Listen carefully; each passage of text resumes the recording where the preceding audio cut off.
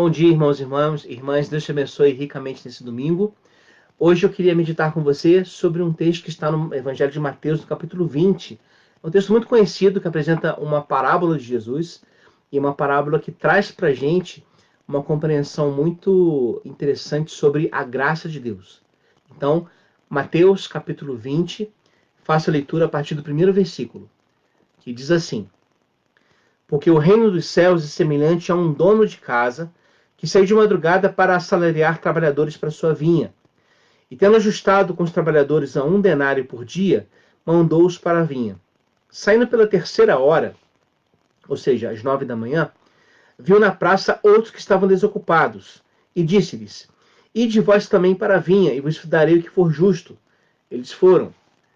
Tendo saído outra vez perto da hora sexta e da nona, ou seja, 12:00 e 3 da tarde, procedeu da mesma forma.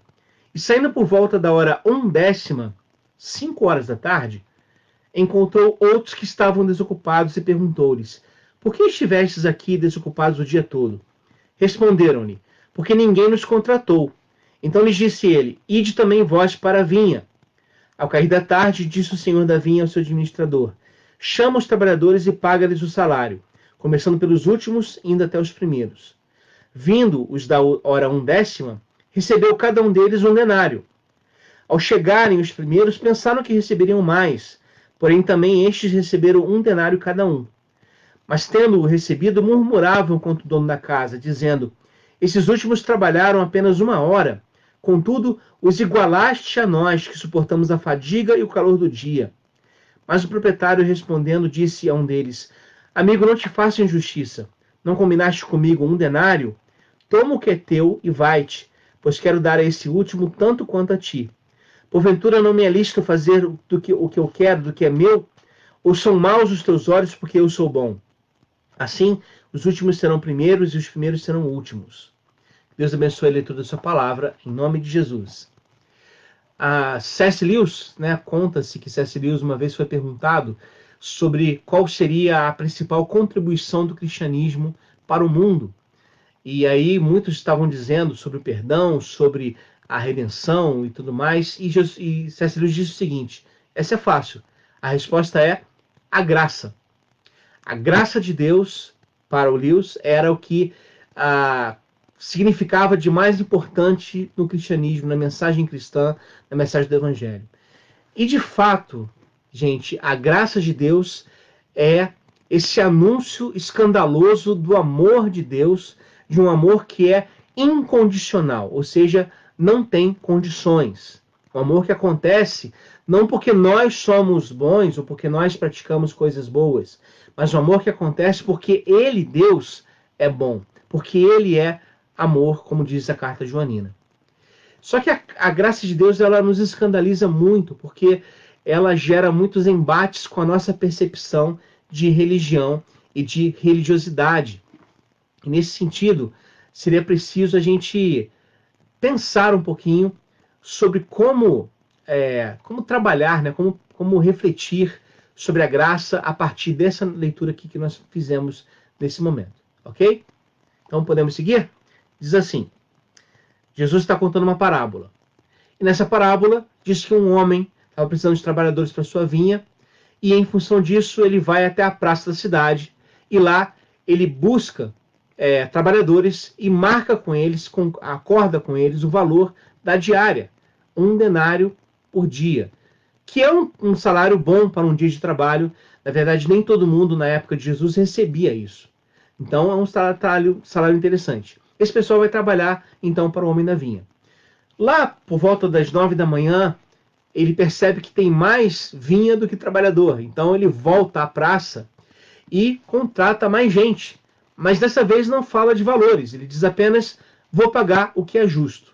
O pessoal vai trabalhar com ele. 12:00 ele faz a mesma coisa. Às 3 da tarde ele faz a mesma coisa. Às 5 horas da tarde ele ainda volta à praça.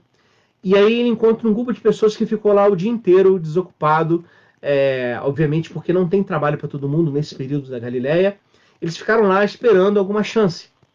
E aí Jesus conta que o dono da vinha chega para esse grupo e pergunta: ninguém contratou vocês?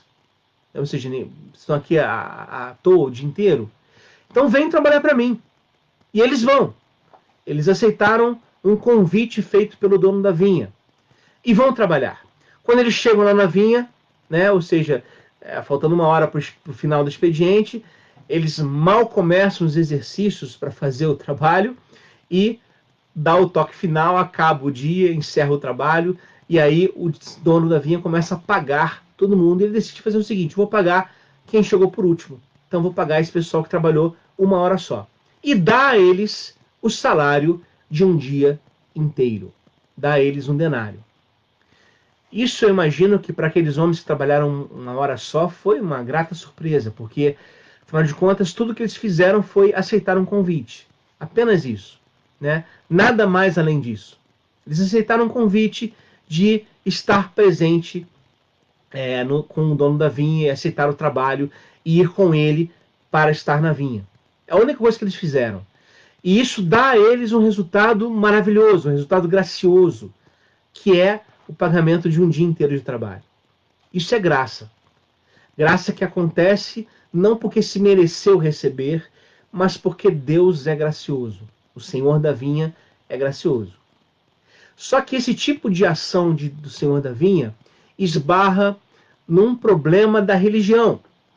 Porque a religião trabalha com Deus na lógica da meritocracia. Trabalha com Deus na lógica da troca. Trabalha com Deus na lógica de eu dou para receber, eu me esforço para ser abençoado, eu sacrifico para receber de volta em dobro. Esta é a lógica da religião, é a lógica da meritocracia. Ou seja, quem tem mais méritos, quem se esforça mais, ganhará mais, receberá mais. E aí, quando os outros que estavam trabalhando na vinha durante todo o dia, quando eles escutam, eles percebem que esse pessoal que trabalhou uma única hora, e eles que trabalharam o dia inteiro, né? O que eles pensam? Bom, se esse pessoal recebeu um denário por uma hora, nós que estamos aqui o dia inteiro, a gente está feito. Afinal de contas, se esse sujeito for justo no pagamento, ele vai dar a nós muito mais do que deu a esses que trabalharam apenas uma hora só. E aí, né, há cálculos sendo feitos aqui, né? 13º, horas de férias, percentuais, para que, de uma maneira, se perceba, olha, eu vou ganhar muito dinheiro aqui. Só que os pagamentos vão se repetindo, vão sendo feitos e o denário vai se repetindo. Quando chega a vez desse pessoal que trabalhou o dia inteiro, eles entram em crise. O termo grego aqui dá a impressão de que eles formaram mesmo um sindicato para reclamar. A reclamação deles é: isso não é justo. Afinal de contas, a gente trabalhou aqui o dia inteiro e não recebemos a mesma coisa que esse pessoal. Tá? A gente recebeu a mesma coisa que esse pessoal trabalhou uma hora só. Isso não é justo, porque o Senhor, dizem eles, o Senhor os igualou a nós. E isso é errado, porque nós somos melhores do que eles. Porque a gente se esforçou mais, porque a gente suou mais, porque a gente trabalhou mais na vinha. Perceba que aqui você tem uma perspectiva meritocrática sendo aplicada. Ou seja, se eu me esforço mais, eu recebo mais. É a mesmíssima lógica presente no filho mais velho da parábola do filho pródigo. Quando o filho mais moço volta para casa, depois de ter gastado seu dinheiro, ter sofrido bastante, fome, volta para casa e é acolhido pelo pai, que o recebe como filho novamente e que faz para ele uma festa. O filho mais velho, quando volta para casa e descobre o que está acontecendo, ele fica indignado. Por quê? Porque não é justo na leitura que ele faz. Esse filho mais moço, esse teu filho, como ele diz ao pai, gastou tudo o dinheiro que tinha, ele não merece essa festa, e eu que estou aqui pagando o preço todos os dias, eu nunca recebi nenhum favor extra que o Senhor me dá. Isso é muito injusto. E aí o pai precisa conversar com o filho mais velho e dizer: olha, não veja por esse lado, porque na verdade tudo que é meu também é teu. Inclusive esse teu irmão que voltou, ele é meu filho, por isso ele também é teu irmão. E há uma necessidade de reconciliação. Esse espírito do filho mais velho é exatamente o espírito que está aqui nessa parábola desse pessoal que trabalhou o dia inteiro. Afinal de contas, se a gente trabalhou o dia inteiro, é justo que a gente receba mais. Só que a graça de Deus é escândalo puro. A graça de Deus não lida com a gente segundo o que a gente mereça ou o que a gente acha que mereça. A graça de Deus vem até nós por pura gratuidade. A graça de Deus nos encontra como nós somos e Deus nos ama como nós somos. E o amor de Deus por nós, na verdade, é o que nos torna semelhantes a Ele. Essa graça, então, que vem até nós e que está revelada aqui nesse texto, é a graça que Deus dá como Ele quer dar. E aí vem uma grande questão. O texto termina com o Senhor dizendo o seguinte: depois que o pessoal reclama, né? Esses últimos trabalharam apenas 1 hora, contudo, tu os igualaste a nós, que suportamos a fadiga e o calor do dia. Mas o proprietário, o dono da vinha, respondendo, disse a um deles: amigo, não te faço injustiça. Não combinaste comigo um denário? Ou seja, o que tem na tua mão? Não é um denário? Não foi isso que você combinou comigo? Tem alguma injustiça nessa prática? Não. Então, toma o que é teu e vai-te. E aí, o dono da vinha pergunta, né? Diz: eu quero dar a esse último tanto quanto a ti. Não me é lícito fazer do que eu quero, do que é meu? Ou seja, entenda, né? A perspectiva que aparece aqui na parábola é essa. A gente precisa entender que a graça é graça de Deus. É graça de Jesus. Não é graça da igreja. Não é graça patrocinada ou cuidada ou de uma forma regularizada pela igreja. É graça de Deus. E a graça de Deus é Ele que dá a quem Ele quiser. O dinheiro é dele. Então ele dá o denário a quem trabalhou 1 hora só e dá o denário a quem trabalhou mais horas. A graça é dele. E aí ele fala uma outra questão importante aqui, ele termina com essa pergunta: ou são maus os teus olhos porque eu sou bom? Olha que interessante. Situações em que a bondade de Deus revela a maldade no olhar humano. Ver o outro sendo ricamente alvo dessa graça divina pode despertar em nós, se nós formos religiosos, uma ira, uma maldade, um ciúme, uma inveja, por causa da bênção que chegou até o outro, por causa da graça que chegou até o outro. Esse aqui é o mesmo espírito de quem diz o seguinte: esses samaritanos não merecem Jesus, porque eles merecem ser queimados pelo fogo do céu.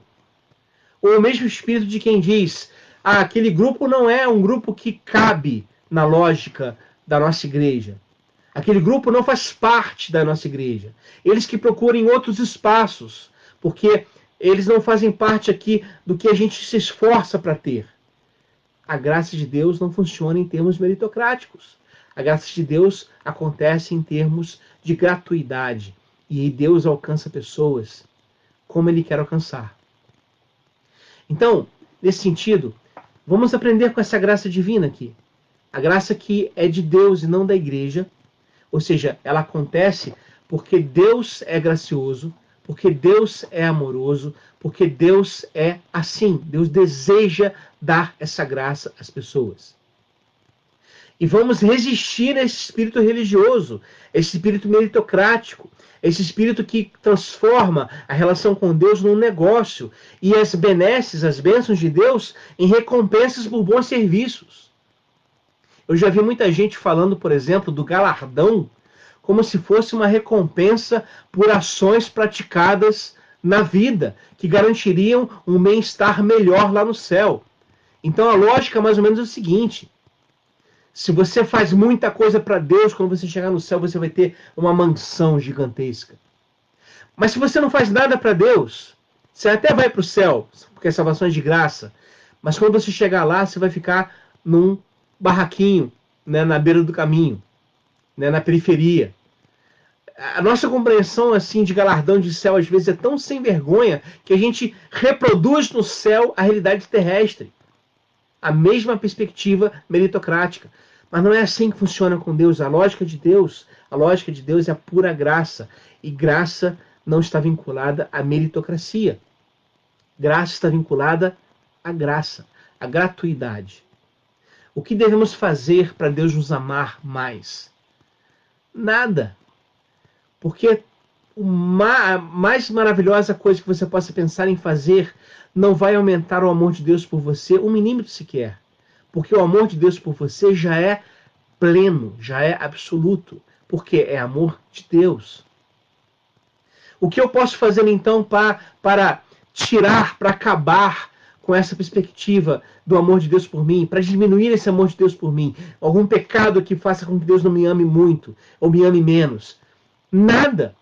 O pior dos pecados que você possa pensar em fazer não afeta, não muda o amor de Deus por nós, porque Deus é amor e nós não somos surpresa para Deus. Deus me conhece, sabe tudo que eu sou capaz de fazer, inclusive as coisas mais terríveis. E mesmo assim, Ele decide me amar. Essa é a leitura da graça, que não depende da meritocracia, que não depende das ações. Ah, porque eu vou então orar 3 vezes por dia porque Deus vai me abençoar mais. Não! Se você desejar orar 3 vezes por dia, que seja porque você deseja ter mais comunhão com Deus, usar esse momento para partilhar, para usufruir dessa comunhão. Mas não porque você quer ter mais, entre aspas, poder para agir na vida. Porque não é assim que funciona. Não é uma troca com Deus. Nós somos fruto da graça de Jesus. E a graça de Jesus alcança a todos e todas. O convite acolhedor de Jesus é para todos e todas. Portanto, não nos consideremos melhores do que aqueles que também receberam um denário, só porque eles trabalharam menos. Não nos consideremos melhores do que os outros, que supostamente não deveriam estar participando disso aqui. Ou ainda, que eles recebam, mas que a gente receba mais, porque a gente merece mais. Que esse pensamento não exista em nós. Por quê? Porque esse pensamento está vinculado à lógica da religião meritocrática farisaica. E não está vinculado à lógica do Evangelho de Jesus. Porque o Evangelho é acolhedor. O Evangelho é gracioso.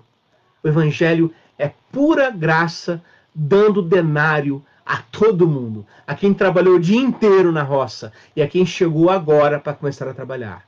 Essa é a graça de Deus. E por isso que ela é escândalo. Porque ela não pode ser controlada pela religião. Ela não pode ser administrada pela religião. E por isso ela escandaliza quem é religioso.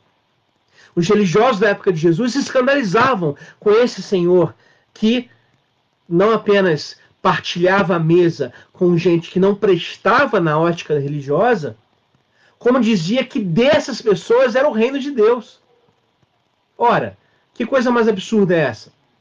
Que tipo de graça, pensavam os fariseus, é essa que vai para as pessoas que não merecem, que não estão pagando o preço da santificação ou do seguimento das leis de Deus? Essa era a perspectiva farisaica. E não há nada de errado em seguir as ordens de Deus ou de buscar santificação. Mas isso tudo, gente, é fruto da ação de graça, da graça de Deus em nós.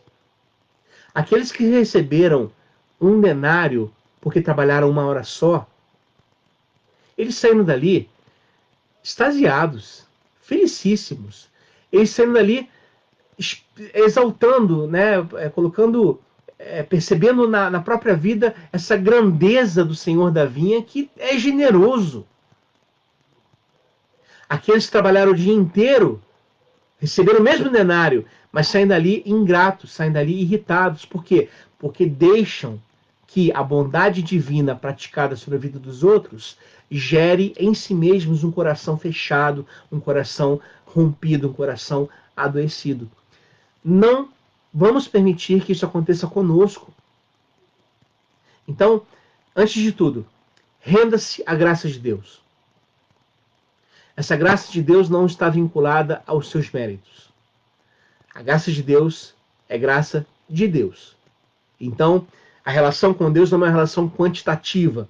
Quantas coisas eu faço para merecer o amor de Deus? Mas sim uma relação qualitativa.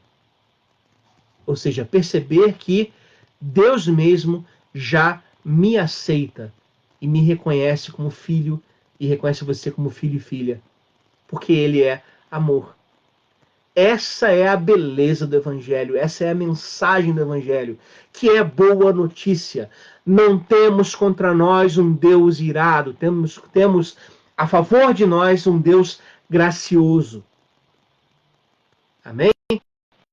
Em segundo lugar, vamos perceber que essa graça de Deus que acontece na vida das pessoas não é uma graça administrada por nós. Nós não temos essa capacidade de fazer isso. Não temos. Se a gente administrasse a graça divina, nós certamente colocaríamos a graça sendo aplicada apenas aos grupos e pessoas que nós, de antemão, já gostamos e já nos identificamos. E se a gente estivesse na época de Jesus, certamente, agindo assim, a gente estaria do lado dos fariseus que queriam matar Jesus por causa do seu anúncio de uma graça que alcançava todo mundo. Então, aprendamos com essa parábola que a graça de Deus é para todos nós, e aprendemos com essa parábola a não permitir que a graça e a bondade de Deus sobre os outros torne o nosso coração rancoroso, mal-humorado e religioso. Que Deus nos abençoe nesse sentido, em nome de Jesus.